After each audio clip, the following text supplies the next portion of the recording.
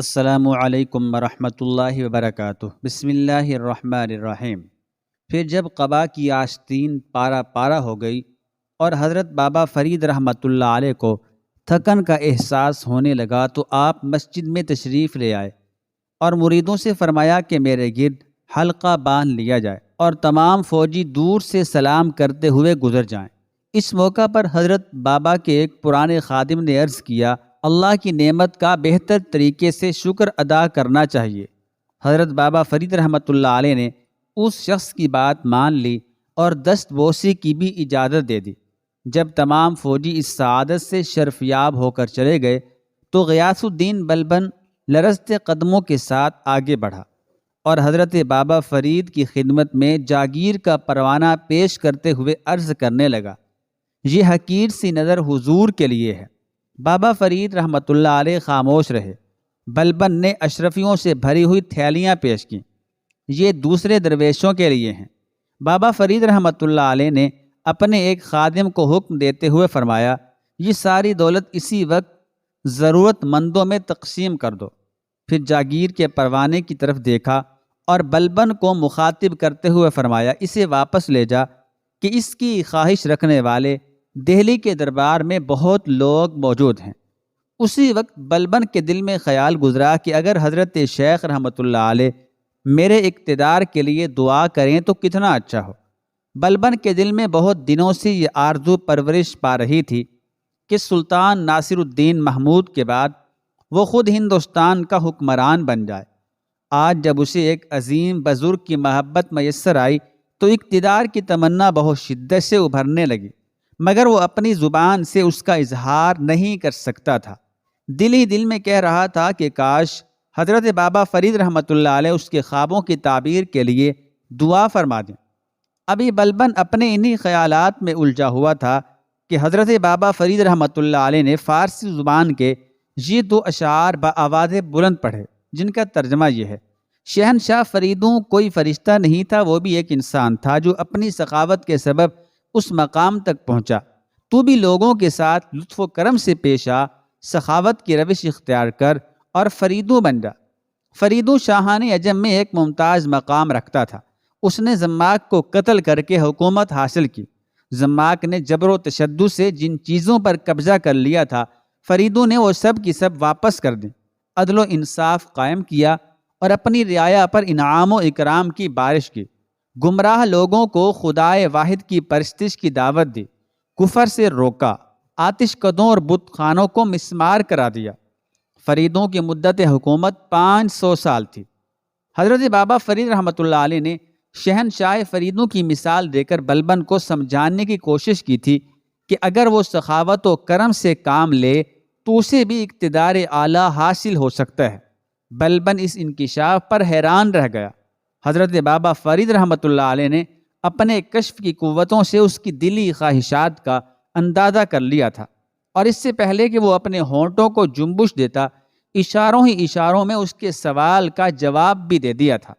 بلبن نے گھبرا کر حضرت بابا فرید رحمۃ اللہ علیہ کے قدموں پر اپنا سر رکھ دیا، پھر دست مبارک کو بوسہ دیا اور ایک مرد کامل کی دعاؤں کے سائے میں دہلی لوٹ آیا۔ آج تاج شاہی پہنتے ہوئے اسے اجودھن میں گزارے ہوئے وہ لمحات یاد آ رہے تھے جب ایک بوریا نشین درویش نے اس کے اقتدار کی پیش گوئی کی تھی۔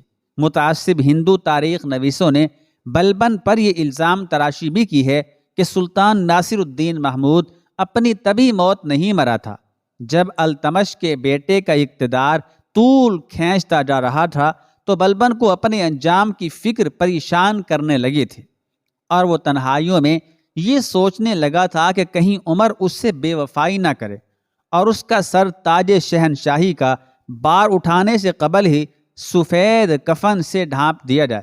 جب ان وسوسوں اور اندیشوں نے شدت اختیار کی تو غیاث الدین بلبن اقتدار تک پہنچنے کے لیے قریب ترین راستے پر چل پڑا، اور یہ قریب ترین راستہ اس کے سوا کچھ نہیں تھا کہ سلطان ناصر الدین محمود کے جسم سے اس کی سانسوں کا رشتہ منقطع کر دیا جائے۔ بلبن کے حصول اقتدار پر شک کرنے والے کہتے ہیں کہ شاہی طبیب اس کے ہاتھوں فروخت ہو گئے تھے، اور پھر دواؤں کے ساتھ ایک ایسا زہر بھی ناصر الدین محمود کے جسم میں اتارا جانے لگا تھا جو اپنی تاثیر میں سست رفتار تھا اور آہستہ آہستہ سلطان کے دل کی قوتوں کو تباہ کر رہا تھا۔ پھر جب شاہ کے دل کی دھڑکنیں رک گئیں تو غلام نے تاج زرنگار اٹھا کر اپنے ہی ہاتھوں سے سر پر سجا لیا۔ معتبر مورخین نے بلبن کی ضمیر فروشی کا کہیں ذکر نہیں کیا ہے۔ بے شک بلبن نے اپنے مخالفین کو گن گن کر قتل کیا۔ قتل ہونے والوں میں سلطان شمس الدین التمش کے اہل خاندان بھی شامل تھے۔ راستے کی رکاوٹیں دور کرنے کے لیے اس نے تشدد کے حربے بھی استعمال کیے، مگر اس کے اس فعل پر کوئی معتبر انسان گواہی نہیں دیتا کہ بلبن نے حکمرانی کے خواب کو شرمندہ تعبیر کرنے کے لیے اپنے آقا زادے کو زہر دیا تھا۔ بہرحال کچھ تہمتوں اور حقیقتوں کے شور میں سلطان ناصر الدین محمود کے مردہ جسم کو خاک کے نیچے رکھ دیا گیا کہ انسانی جسم خاک ہی کی امانت ہے۔ پھر رسمی نوحہ خوانی اور مصنوعی رنج و الم کی نمائش کے بعد غیاث الدین بلبن تخت نشین ہو گیا۔ بغداد کے بازار سے دہلی کی نیلام گاہ تک کا سفر بڑا تحیر خیز تھا۔ بلبن ماضی کے تلخ زمانے کو یاد کر کے اشکبار ہوا اور پھر فوراً ہی اس کے ہونٹوں پر فاتحانہ مسکراہٹ ابھر آئی کہ حال کی رنگینیاں ماضی کی تلخیوں سے اعداد و شمار میں کہیں زیادہ تھیں۔ تخت نشینی کے بعد بلبن نے خدا کا شکر ادا کیا اور دہلی کے قصر سفید میں بیٹھ کر اپنے خیالات کا رخ ترکستان کی طرف موڑ دیا، جہاں اس کا باپ 10,000 گھرانوں کی سرداری کا اعزاز اپنے سینے پر سجائے زیر زمین سو رہا تھا۔ اقتدار کی جو لیٹ ٹوٹ گئی تھی، بلبن نے اسے اس طرح جوڑ دیا تھا کہ وہ فخر خاندان ٹھہرا تھا۔ سرداری اور سلطانی میں وہی فرق ہے جو زمین اور آسمان کے درمیان قائم ہے۔ سردار باپ کا غلام بیٹا برسوں اس آرزو میں تڑپا تھا کہ اس کی سماعت سلطان معظم عالی جاہ اور شہنشاہ والا حشم جیسے الفاظ کا شور سن سکے، اور آج وہ دن آ گیا تھا جب پہلی بار ایک مغرور وزیر نے اسے سلطان معظم کہہ کر پکارا تو وہ چونک اٹھا اور خیالات کی دنیا سے نکل آیا۔ یہ خوابوں کا جزیرہ نہیں، حقیقتوں کا ایک شہر تھا جہاں بیٹھ کر وہ کروڑوں انسانوں کی قسمت کے فیصلے کا اختیار رکھتا تھا۔ سلطان غیاث الدین بلبن اپنی آغاز جوانی میں شراب نوشی کا عادی تھا، مگر جیسے جیسے حکومت کے حلقوں میں اس کے اثرات بڑھتے رہے، ویسے ویسے وہ لذت و کیف و نشاط کے دائرے سے دور ہوتا چلا گیا۔ بلبن کے خیال میں شراب نوشی اور ہوس پرستی ایک حکمران کے وقار کو مجروح کرتی ہے، اسے بزدل بناتی ہے اور پھر بے خبری کی ان راہوں پر لے جاتی ہے جہاں سے انسان کا شرمناک زوال شروع ہو جاتا ہے۔ پھر جب بلبن نے شراب نوشی اور نفس پرستی کے فلسفے کی گہرائیوں کو سمجھ لیا تو وہ گناہوں کے کوچے سے مکمل طور پر باہر نکل آیا۔ ہندوستان کا شاہ بنتے ہی اس کی ہر ادا بھی شاہانہ ہو گئی تھی۔ غیاث الدین بلبن کی عہد وزارت میں ایک امیر کبیر شخص فخرو بائی تھا۔ اس نے ایک زمانے تک بلبن کی خدمت کی تھی۔ پھر ایک دن فخرو بائی کی کسی ناشائستہ حرکت سے بلبن ناراض ہو گیا اور اس نے فخرو بائی سے بات چیت ترک کر دی۔ وقت گزرتا رہا، پھر جب بلبن وزارت سے گزر کر شہنشاہیت کے منصب تک پہنچا تو فخرو بائی ان درباریوں سے ملا جنہیں بلبن کی بارگاہ میں رسائی حاصل تھی۔ فخرو بائی نے ان درباریوں سے کہا، اگر سلطان مجھ سے ایک بار گفتگو کر لیں تو میں آپ حضرات کو اس کام کا نقد معاوضہ دوں گا اور سلطان کی خدمت میں گراں قدر تحائف پیش کروں گا۔ بلبن کے درباری اس بڑی رشوت کے لالچ میں آ گئے۔ انہیں سلطان کے دربار میں قربت خاص حاصل تھی اور اس نسبت کا خیال کر کے ان لوگوں نے فخرو بائی سے وعدہ کر لیا تھا کہ وہ سلطان غیاث الدین بلبن کو اس سے گفتگو کرنے پر آمادہ کر لیں گے۔ مگر جب وہ تمام رشوت زدہ درباری بلبن کے حضور پہنچے اور اپنی خواہش کا اظہار کیا تو سلطان کے ماتھے پر نفرت اور حقارت کے اتنے بل پڑ گئے کہ ایک نظر میں انہیں شمار کرنا دشوار تھا۔ بلبن نے اپنے معزز درباریوں کو مخاطب کرتے ہوئے کہا، میں تمہاری ذاتی محبت کی قدر کرتا ہوں اور اس بات کا بھی اعتراف کرتا ہوں کہ فخرو بائی ایک دولت مند شخص ہے، لیکن تمہیں اس حقیقت کو فراموش نہیں کرنا چاہیے کہ وہ اول و آخر ایک بازاری انسان ہے اور بازاری لوگوں پر ہی اس کی سرداری زیب دیتی ہے۔ ایسے شخص سے کسی حکمراں کا گفتگو کرنا وقار شاہی کے خلاف ہے۔ اس حرکت سے رعایا کے دل میں میرا احترام باقی نہیں رہے گا۔ فخرو بھائی اپنی دولت کے ایک معمولی حصے کی بات کرتا ہے، اگر وہ ساری دنیا کے خزانے میرے قدموں میں ڈال دے تب بھی میں اس سے چند حرفی گفتگو کا متحمل نہیں ہو سکتا، اور گفتگو تو کجا میں اس کا چہرہ دیکھنے کا بھی روادار نہیں ہوں۔ بلبن کے اس انداز فکر نے رعب و جلال شاہی میں یہاں تک اضافہ کیا تھا کہ عوام و خواص اپنے دلوں پر اس کی ہیبت کا عکس محسوس کرتے تھے۔ بلبن اپنے اقتدار کی توسیع کے ساتھ رعایا کے سکون اور خوشحالی کو بھی پیش نظر رکھتا تھا۔ سلطان شمس الدین التمش کے انتقال کے بعد جب اس کے بیٹے رکن الدین فیروز شاہ اور بیٹی رضیہ سلطانہ میں اقتدار کی جنگ چھڑی تو ملک کے بعض علاقوں میں شدید انتشار پھیل گیا اور ان پر قانون کی گرفت کمزور ہوتی چلی گئی۔ انہی شورش زدہ علاقوں میں دہلی کا مضافاتی علاقہ بھی شامل تھا۔ حکمرانوں کی ذاتی کشمکش سے فائدہ اٹھاتے ہوئے میواتی لٹیروں نے قتل و غارت کا بازار گرم کر رکھا تھا۔ یہ قزاق دہلی کے قرب و جوار کے گھنے جنگلات میں روپوش رہتے تھے۔ جب ہر طرف رات کا اندھیرا پھیل جاتا تو یہ لٹیرے اپنی کمین گاہوں سے باہر آتے اور پرامن شہریوں کے گھروں میں داخل ہو کر ان کا مال و اسباب لوٹ لیتے، پانی بھرنے والی لونڈیوں پر چھاپے مار کر انہیں ذلیل کرتے۔ تجارتی قافلے بھی میواتی لٹیروں کے جور و ستم سے محفوظ نہیں تھے۔ تخت نشینی کے بعد جب بلبن پر یہ اذیت ناک حقیقت ظاہر ہوئی تو وہ بہت زیادہ بے چین نظر آنے لگا۔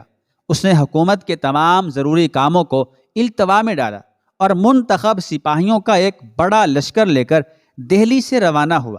روانگی سے پہلے غیاث الدین بلبن سخت عالم غضب میں تھا اور اس کی زبان پر یہ الفاظ تھے: انسانیت کے بزدل قاتلوں، تمہارے دن شمار کیے جا چکے۔ میرے وہاں پہنچنے تک ظلم و تشدد اور حرص و ہوس کا آخری پانسا پھینک لو۔ تمہیں اس جوئے میں سب کچھ ہار جانا ہے۔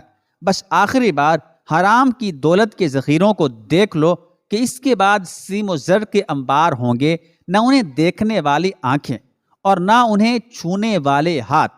وزیروں نے غیاث الدین بلبن کے چہرے پر اس جابر حکمران کے قہرناک جذبوں کا رنگ دیکھا تھا جو اپنے دشمنوں اور فساد برپا کرنے والوں کی آئندہ نسلوں کا بھی وجود برداشت نہیں کرتا۔ اور پھر ایسا ہی ہوا۔ بلبن کی فوج نے لٹیروں کا اس طرح محاصرہ کیا کہ کسی ایک قزاق کے لیے بھی راہ فرار باقی نہیں رہی تھی۔ سلطان نے اپنے لشکر پر ایک نظر ڈالی اور شمشیر اجل کو نیام سے باہر کھینچا۔ یہ ایک مخصوص فوجی اشارہ تھا جس کا مفہوم تھا کہ لٹیروں کی پناہ گاہوں پر یلغار کی جائے۔ سپاہیوں نے احتراماً اپنے سر جھکا لیے اور بے نیام شمشیروں کا رخ زمین کی طرف کر دیا۔ یکا یک بلبن کی باروب آواز گونجی: تمہیں حکم ہے کہ مفسدوں کے خون سے جنگل کے ایک ایک درخت کو سیراب کر دو، پھر جب یہ درخت انسانی خون کا ذائقہ چکھ چکیں تو ان میں آگ لگا دو۔ فرمان شاہی کے آخری الفاظ ختم ہوئے اور بلبن کے سپاہیوں نے میواتی لٹیروں کے ٹھکانوں پر اس طرح حملہ کیا کہ جیسے ان کے سامنے تمام دنیا کے لشکر جمع ہو گئے ہوں اور یہ مارکہ ان کی زندگی کا آخری مارکہ ہو۔ سلطانی فوجوں نے پیش قدمی کی اور لٹیروں کی ایک ایک کمین گاہ کو جبر و تشدد کا نشانہ بنا ڈالا۔ گھنے جنگلات میں ان لٹیروں نے بڑے محفوظ مکانات بنا رکھے تھے، مگر کوئی پناہ گاہ فرشتہ اجل کی پہنچ سے دور نہیں ہوتی۔ جنگل میں ایک حشر سا برپا تھا۔ بلبن کے سپاہی بھی قتل ہو رہے تھے مگر ان کی تعداد برائے نام تھی۔ اس کے برعکس قزاقوں کا جانی نقصان بہت زیادہ ہو رہا تھا۔ اگر کھلے میدان میں یہ مقابلہ ہوتا تو بلبنی لشکر چند گھنٹوں میں لٹیروں کو ان کے عبرتناک انجام تک پہنچا دیتا، لیکن درختوں کی رکاوٹیں اور انجانے محاذ کی دشواریوں نے شاہی فوجوں کے مختصر کام کو طویل بنا دیا تھا۔ پھر بھی سورج غروب ہونے سے پہلے ہی بلبن کے سپاہیوں نے اس فتنے کو جڑ سے اکھاڑ پھینکا جو کئی سال سے آزادی کی فضا میں پرورش پا رہا تھا۔ اس خونی کارروائی سے فارغ ہوتے ہی سلطانی لشکر کا سپہ سالار تاریک جنگل سے نمودار ہوا اور اس نے بلبن کے سامنے حاضر ہو کر نصرت و کامرانی کی خبر سنائی۔ شہنشاہ عالم پناہ، آپ کی سلطنت کے فتنہ پردازوں کے لیے اب اس زمین پر کوئی پناہ نہیں۔ آسمان نے بھی ان کے سروں سے اپنا سائبان کھینچ لیا ہے۔ جنگل میں کسی لٹیرے کا وجود باقی نہیں رہا، اور سلطانی شمشیروں نے قزاقوں کے خون کا ایک ایک قطرہ چاٹ لیا۔ بلبن کے پتھریلے چہرے پر ایک لمحے کے لیے نرمی کی علامت آشکار ہوئی، مگر فوراً ہی غائب ہو گئی۔ ابھی وہ اپنے سپہ سالار کے دعوے سے مطمئن نہیں تھا۔ قزاقوں کی زندگی کے امکان تک مٹا دو، یہ اسی حکم کی تجدید تھی جو سلطان غیاث الدین بلبن نے حملے سے پہلے اپنے سپاہیوں کو دیا تھا۔ نیا فرمان جاری ہوتے ہی پورے جنگل کو آگ لگا دی گئی۔ اس خون ریز مارکا میں تقریباً 1,00,000 لٹیرے قتل کیے گئے، اور وہ طویل و عریض زمین جو قاتلوں کا مسکن بنی ہوئی تھی اسے بلبن نے زراعت پیشہ لوگوں میں تقسیم کر دیا۔ اس واقعہ کے بعد بلبن کی ہیبت و جلال میں مزید اضافہ ہوا، اور اہل ہند کو یہ اندازہ ہو گیا کہ ان کا حکمراں ایک دن کے لیے بھی اپنی مملکت میں فتنہ اور فساد کو برداشت نہیں کر سکتا۔ بلبن کی سخت گیر فطرت کا یہ حال تھا کہ کبھی کبھی اس کے عمل سے سفاکی جھلکنے لگتی تھی۔ وہ بغاوت و سرکشی کو ناپسند کرتا تھا، اور اسے نافرمانی سے شدید نفرت تھی۔ باغی خواہ مسلم ہو یا غیر مسلم، بلبن اس کی سرزنش میں کسی رعایت کا قائل نہیں تھا۔ بلبن کا نظریہ حکمرانی یہ تھا کہ ملک میں امن و امان برقرار رکھنے کے لیے مفسدین کو سخت سے سخت سزا دی جائے، اور وہ اپنے اس نظریے پر ہمیشہ کار بند رہتا تھا۔ کسی ایک موقع پر بھی اس کے طرز عمل میں لچک نمایاں نہیں ہوئی۔ جب وہ مجرموں کو سزا دیتا تو قطعاً اس کا لحاظ نہ رکھتا کہ دی جانے والی سزا شرع کے مطابق ہے یا خلاف۔ کسی دوسرے کا تو ذکر ہی کیا، بلبن نے اپنے آقا سلطان التمش کے خاندان کو بھی معاف نہیں کیا۔ وہ انہیں اپنا دشمن سمجھتا تھا اور ان کے قتل کے لیے مختلف بہانے تراشتا رہتا تھا، یہاں تک کہ سلطان التمش کے خاندان کا وفد بہت خوش نصیب ہوگا جو بلبن کی شمشیر اختیار سے محفوظ رہ گیا ہو۔ غالباً بلبن کی انہی جفاکاریوں کو بنیاد بنا کر بعض مورخین نے یہ شک ظاہر کیا ہے کہ سلطان ناصر الدین محمود کو موت بلبن کے زہر دینے سے واقع ہوئی تھی۔ بلبن سزائیں دینے کے سلسلے میں پتھر سے بھی زیادہ بے حس انسان تھا۔ اس نے کئی بار تشدد کی اس روایت کو دہرایا کہ کسی ایک شخص کی بغاوت کو کچلنے کے لیے اس نے پورا شہر تباہ کر ڈالا۔ یہی وجہ تھی کہ اس کی مملکت کے لوگ سہمے ہوئے رہتے تھے اور سوتے جاگتے بلبن کی اطاعت کا دم بھرتے رہتے تھے۔ اس سخت گیری کے مظاہروں کے باوجود غیاث الدین بلبن حق و انصاف سے بھی کام لیتا تھا۔ امیر جامدار کا بیٹا ملک نعیق جو بدایوں کا صوبے دار تھا، اس نے ایک فراش کو اس قدر مارا کہ وہ زخموں کی تاب نہ لاتے ہوئے مر گیا۔ ایک معمولی سی خطا پر انسانی جان کا لے لینا بہت بڑا واقعہ تھا، مگر ملک نعیق کے سامنے کس کی جرت تھی جو اس حیوانی عمل پر لب کشائی کرتا؟ غریب فراش کے اہل خاندان اپنے اپنے بند گھروں کے گوشوں میں ماتم کر کے خاموش ہو گئے۔ پھر جب کچھ عرصے بعد غیاث الدین بلبن بدایوں پہنچا تو اس مرحوم فراش کی بیوہ بلبن کے حضور فریاد لے کر آئے۔ بلبن نے تمام واقعہ سنا اور فراش کی بیوہ سے کہا، کیا تو اپنے اوپر کیے جانے والے ظلم کے خلاف کوئی گواہی فراہم کر سکتی ہے؟ سلطان، میری بیوگی کی طرف دیکھیے، یہی اس ظلم پر سب سے بڑی گواہی ہے۔ فراش کی بیوہ نے گریہ جاری کرتے ہوئے کہا، کیا میرے ویران چہرے، میرے بہتے ہوئے آنسوؤں اور میرے سفید لباس کی شہادت کافی نہیں؟ حاکم بدایوں نے صرف اپنی شاہانہ ضد اور انا کو برقرار رکھنے کے لیے مجھے بیوہ بنایا۔ شہنشاہ اگر میری گواہی قبول نہیں فرمائیں گے تو پھر پورے بدایوں میں ملک نعیق کے خلاف کوئی زبان کھولنے والا نہیں۔ سب لوگ اپنی عورتوں کی بیوگی اور بچوں کی یتیمی کی خوف سے گنگے بن گئے ہیں۔ مجھے اہل شہر سے کوئی شکایت نہیں کہ وہ بے دست و پا ہیں، اور شاہی قانون سے بھی کوئی گیلہ نہیں کہ شہادت کے بغیر قانون بھی مجبور ہے۔ خدا شہنشاہ کو ان مجبوریوں سے محفوظ رکھے۔ ایک بیوہ کی مجبوریاں اتنی اہم نہیں کہ قانون اپنا مزاج بدل ڈالے۔ یہ کہہ کر فراش کی بیوہ جانے کے لیے مڑی، مگر دوسرے ہی لمحے بلبن کی باروب آواز نے اس کے پیروں میں زنجیر ڈال دی۔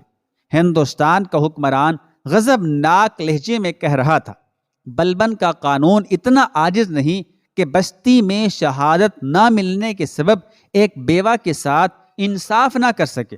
ہماری جاگتی آنکھوں نے کئی خوف زدہ چہروں پر لکھی ہوئی شہادت تلاش کر لی ہے۔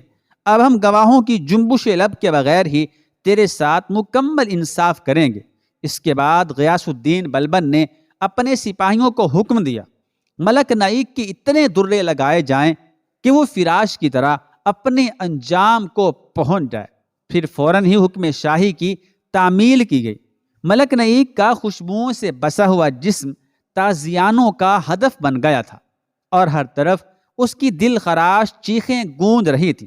ریشمی پیرہن تار تار ہو کر خون کی آمیزش سے بدن پر چپکنے لگا۔ حاکم بدایوں نے بلبن سے کئی بار زندگی کی بھیک مانگی، مگر فرما روائے ہند نے کہا کہ وہ ایسے مجرموں کو صرف موت کی خیرات دیتا ہے۔ بلبن کے رحم سے مایوس ہو کر ملک نائک نے آسمان کی طرف دیکھا۔ بلبن کو مجرم کی یہ حرکت بہت ناگوار گزری۔ اس نے دوسرے درباریوں کو سنانے کی غرض سے کہا، آسمان سے بھی اسی عمل کا جواب آتا ہے جو زمین پر کیا جاتا ہے۔ اب تیرے لیے موت کے سوا کوئی دوسرا دروازہ نہیں کھلے گا۔ ابھی غیاث الدین بلبن کے الفاظ کی باز گشت ختم نہیں ہوئی تھی کہ ملک نائک لہرا کر فرش پر گر پڑا۔ جلاد کے خونی ہاتھ 2-4 مرتبہ فضا میں بلند ہوئے اور ملک نائک کا جسم ساکت ہو گیا۔ فراش کی بیوہ کے چہرے کی واشتیں ختم ہو گئیں، لیکن دیگر تماشائی اپنا سکون کھو بیٹھے اور ان میں سے ہر ایک کو یوں محسوس ہونے لگا جیسے آج یہ کل ہماری باری ہے۔ حاضرین دربار اور دوسرے لوگوں کا خیال تھا کہ حاکم بدایوں ملک نعیم کے جرم کی سزا پوری ہو چکی ہے، مگر بلبن کے انصاف کے مطابق ابھی یہ سزا تکمیل تک نہیں پہنچی تھی۔ جب ملک نائک کی روح پرواز کر گئی تو سلطان نے دوسرا حکم جاری کر دیا، اس کی لاش شہر کے دروازے پر لٹکا دو کہ دیکھنے والے عبرت حاصل کر سکیں اور لوگوں پر یہ حقیقت ظاہر ہو جائے کہ جس مظلوم کے پاس کوئی شہادت نہیں ہوتی ہم اس کے مقدمے میں اس طرح انصاف کرتے ہیں۔ غیاث الدین بلبن کے دور حکومت میں اس انداز کا ایک اور واقعہ بھی پیش آیا تھا جسے دیکھ کر اہل دربار لرز اٹھے۔